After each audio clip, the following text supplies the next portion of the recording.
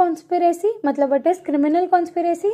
120B talks about that what is the punishment of criminal conspiracy. इससे पहले जैसे कि हमारे लोगों में भी है और सेम हमारी एक पिक्चर जो हमने बना रखी है उसमें भी है कि statue of justice. Statue of justice का मतलब क्या है? लाइक इसमें हमें 3 या 4 चीज़ें दिखती हैं, तो उसका पर्टिकुलरली हर एक चीज़ का मतलब क्या है. तो स्टार्ट करने से पहले हम स्टैच्यू ऑफ जस्टिस के बारे में कुछ इन्फॉर्मेशन लेते हैं. सबसे पहला हमें इनके हाथ में तराजू दिखता है. तो इस तराजू से ये दिखाना चाहते हैं that evidence has to stand on itself. Evidence इतना मजबूत होना चाहिए कि वो एक इंसान को या तो एक्विटल या पनिशमेंट दिला सके. हम इंसान को नहीं देखेंगे, हम उसके एविडेंसेस, जो भी एविडेंसेस वो लेकर आता है, हम उसके बेसिस पे जजमेंट देंगे. दूसरा है ब्लाइंड फोल्डेड. द लेडी और the statue of justice is blindfolded. It depicts that there will be no discrimination on the basis who you are. आप कहीं से भी आ रहे हैं, चाहे आप कहीं के भी हैं, उसके बेसिस पे आपका डिस्क्रिमिनेशन नहीं होगा. यही हमारा ब्लाइंड फोल्डेड जो लेडी है वो डिपिक्ट करता है. उसके बाद there is a sword in the hand of lady that depicts that the judgment और punishment is swift and final. That punishment will be final. Next, starting with criminal conspiracy. So what is criminal conspiracy? As mentioned in section 120A, criminal conspiracy is when 2 or more persons agree to do or cause to be done an illegal act or an act which is not legal by illegal means. Such an agreement is designated as criminal conspiracy. तो सबसे पहले हम इसके कुछ essential समझ सकते हैं इस डेफिनेशन को पढ़ने के बाद. सबसे पहला एसेंशियल है that there must be 2 or more persons. यहाँ पे 2 या 2 से ज़्यादा लोग होने चाहिए. दूसरा, agree to do or cause to be done, agreement होना चाहिए. तीसरा, इलीगल एक्ट होना चाहिए या फिर illegal act or by illegal means. ऐसा एक्ट होना चाहिए या तो वो लीगल नहीं है या फिर अगर वो लीगल भी है तो वो इलीगल मीन्स के द्वारा करा जा रहा है. ये हमारे कुछ एसेंशियल्स है जो 120A से निकल कर आते हैं. The agreement is the meeting of mind. As we have studied in contract, the law of contract, that agreement is called as meeting of mind. We have a case that is named as Yogesh alias Sachin Jagdish Joshi versus State of Maharashtra. In that case, it was decided that mere agreement to commit offence punishable even if it does not take place pursuant to illegal agreement as it is a substantive offence. That criminal conspiracy अगर आप करते हो, चाहे वो conspiracy आपके crime को अंजाम देती है या नहीं, आप उसकी पनिशमेंट के लिए लायबल हो. Criminal conspiracy is a substantive offence.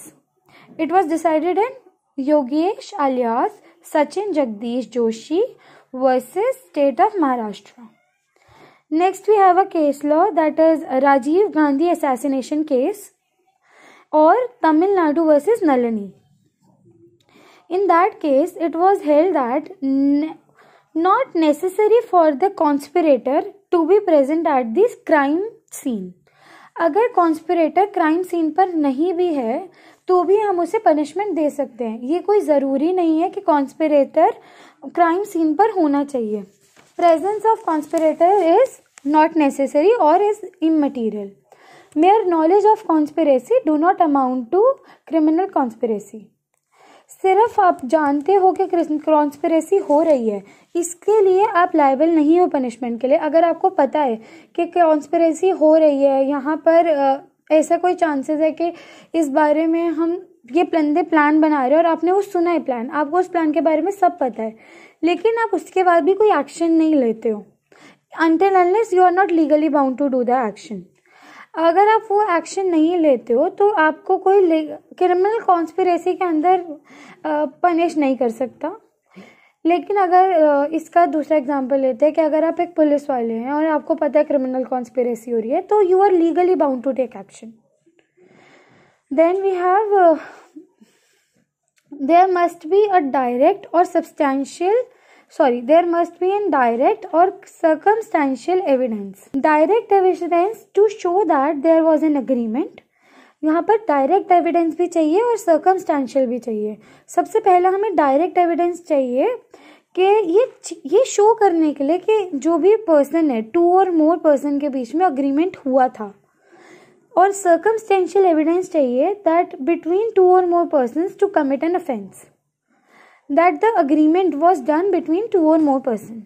इसके लिए सर्कमस्टेंशियल चाहिए और डायरेक्ट एविडेंस चाहिए ये दिखाने के लिए कि अग्रीमेंट हुआ था. उसके बाद हमारा एक केस आता है NCT of Delhi versus Navjot Sandhu. The accused had never contacted the deceased terrorist on place but had helped one of the conspirators to flee to the safer place after incident was not held guilty as a conspirator.